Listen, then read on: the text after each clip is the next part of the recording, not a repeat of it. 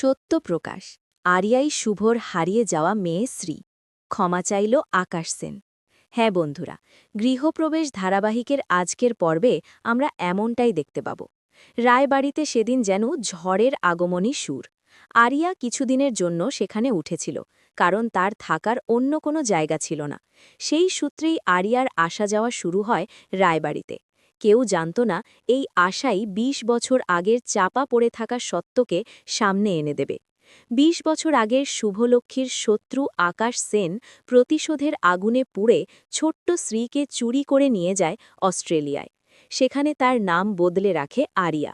কঠোর নিয়ম আর রাগী মানসিকতার মধ্যে বড় করে তোলে তাকে, যেন সে নিজের অতীত কখনো জানতে না পারে। আকাশ সেন ছিল শুভর জায়ের ভাই, মোহনার আপন ভাই। তাই হঠাৎ তার ইন্ডিয়ায় ফিরে আসা সবাইকে অবাক করে দেয়। শুভ ঠান্ডা গলায় বলেছিল, ওয়েলকাম মিস্টার সেন, ইন্ডিয়াতে আসার জন্য ধন্যবাদ। এবার বলুন, আমার মেয়ে শ্রী কোথায়? ঘরের ভেতর নিস্তব্ধতা নেমে আসে। ঠিক তখনই আরিয়া এগিয়ে এসে আকাশ সেনকে ড্যাড বলে ডাকে। সেই এক শব্দেই যেন সব প্রশ্নের উত্তর মেলে। শুভলক্ষ্মী আর আদি স্তব্ধ হয়ে যায়। লকেট, পুরনো কাগজপত্র আর বয়সের হিসাব মিলিয়ে সবাই বুঝতে পারে আরিয়াই সেই হারিয়ে যাওয়া শ্রী। শুভলক্ষ্মীর চোখ ভিজে ওঠে।